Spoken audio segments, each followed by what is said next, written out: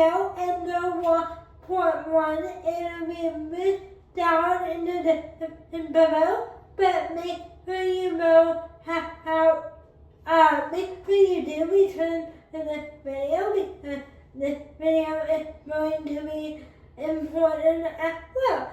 So, Minna and I are back answering the most common direct support that we came up with. So we hope you are enjoying the healing. Okay. Alright? Alright, so one of the questions that I had in the early stages of the interview process was wondering if my lack of knowledge for how to support someone with disabilities might end up being a frustration for Anna in terms of being able to provide adequate support. I mean, pretty much from the ground up. I've never supported anybody before, and I do think everyone's needs for support are individual, but I just wasn't sure if that would cause some tension between us in terms of, getting things off to a good start or building that relationship together. And I think I'll answer that question too, because my answer is something that you probably would never have someone to say, but due to my disability, I do not require any medical support whatsoever. I haven't been hospitalized since I was 12, and that was because of the operation I had to help with TP, and I'm barely able to as well. So I'm not medically anything. So I have never hired somebody who had a medical background of any type, whether they're professionally or a student, and I actually prefer it that way sometimes, because sometimes if you do hire those people, it becomes like you're their medical honey, and for some people, especially for some people like me who miss trying to live their normal life, that would frustrate me, because I would know that the person that I'm with isn't here for a headset, a relationship, my happiness, my smile. I hope that makes sense. Yeah, I think that makes perfect sense. And I think on the flip side of that, one of my perceptions was that you maybe needed to be in a specific medical field or some kind of support field to be able to provide support. And I don't come from any of that kind of background or caregiving. I don't have any of that kind of experience. Like I've never done any of this before. I'm a marketing professional that is now working to support Anna. And so everything that I needed to learn about how to support her, she shared with me. So pretty quickly, we kind of, broke down that maybe apprehension that I had about never done this before, but I really love doing it and being a part of her life. And I'm not having you, not to say that I won't train medical students. I will happily do it. I just want to put it out there that you don't have to me. Yeah, I think you're looking for the chemistry in the relationship and the right sort of attitude and open mind, and what that looks like over and above the technical skills that anybody might need or have to do something like this. One of the other questions that I had really early on in our process was, what would we do in case of some type of emergency? Let's say that my car broke down, or something happened when we were out and about. How would I get in touch with her parents or others to let them know what was going on, so that everybody involved that needed to be involved would know that Anna is being cared for and where we are and what is happening. So if you want to. Yeah. So on Apple devices, they have a wonderful feature now, and I don't know when it came out. I will put the detail right here. But in some iOS update, and there have been so many I lost track, but in some iOS update, there is a medical ID that would allow anyone who they don't need your password, they don't need, any password permission, they would have to reach over to your phone and hit the emergency button, like have the vaccine. I'll put a picture of here so you might know what I mean.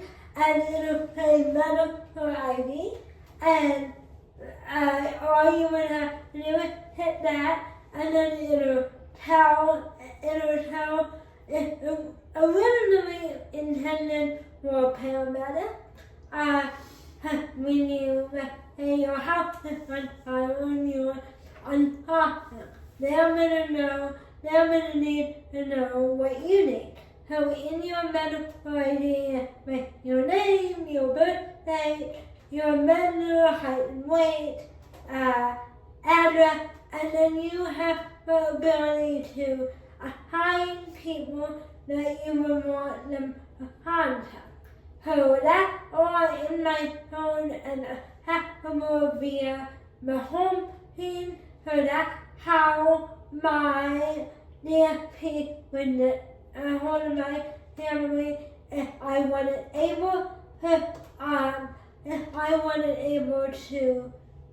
talk and communicate. But I'm also in the event that I would be able to talk and communicate, I would do it myself too.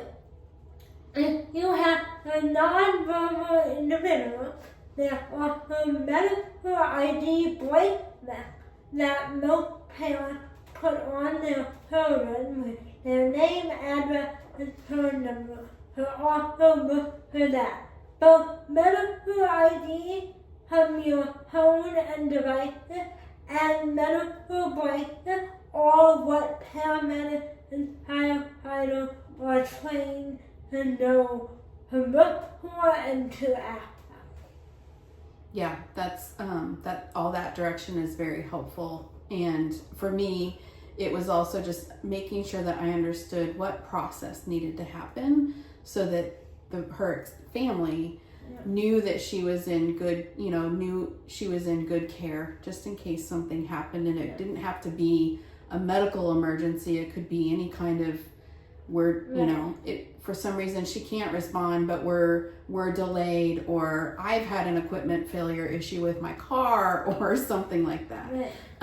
But yeah, so it was a good question to ask and a good process to work through to understand. Make sure you have your medical ID set up, and when you put a new iPhone, you could be prompted to do that. Yeah. One of the other questions I had was around the handling of her equipment. So she's got a walker that she uses to help assist her if we're out for a hike or out for a walk. And then she also has a really nice wheelchair that breaks down into multiple parts. And so one of my concerns was, how would I make sure that I was treating her equipment the best that I could, and then also make sure to understand how to configure it for the most safe use of it. So taking care of it was one thing, but then also making sure that I have it configured properly so that she is as safe in her accessibility journey as possible. Yeah. And for me, I do that via video. A lot of people post video on YouTube. So my best advice to you is hide the video that Matt you're putting him.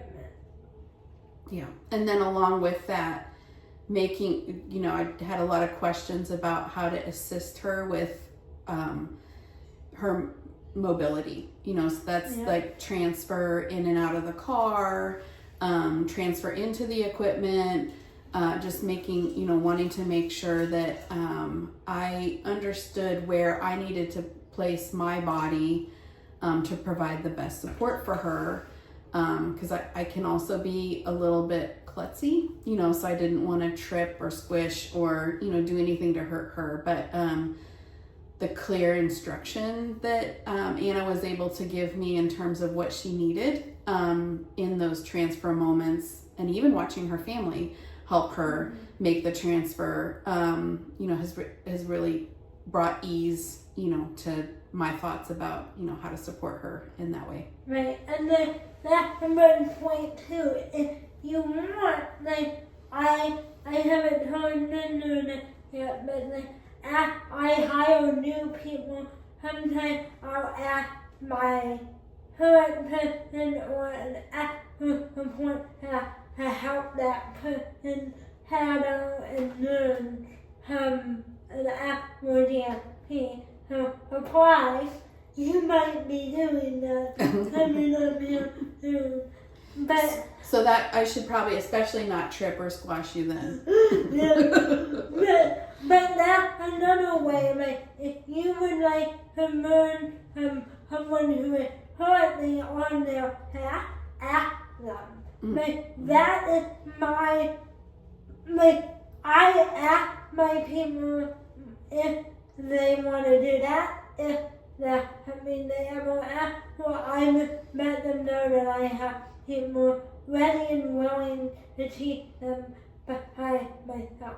Yep, and then as we do it, you're very good at also giving me instructions by step of, what is needed, or a reminder of what needs to happen, if it hasn't already. Right. One of the other things that came up in my mind, we've talked quite a bit about how you don't have to be in the medical field to provide support. You don't need any of that kind of training. I was a little bit apprehensive or wanting to be respectful around helping Anna with hygiene if she needed to use the restroom or, do something like that, just because I've never helped an adult with that. And so, it just, that provided an opportunity for a conversation of what she actually needed, and sort of more guidance around like how to help do that in a respectful way. But for me, that was just kind of a mind block of, we're going to be out and about and we're going to be doing things, and I drink a lot of liquid. I know she drinks a lot of liquid. Like, how do we work through that in a way that is respectful and positive? And we did it.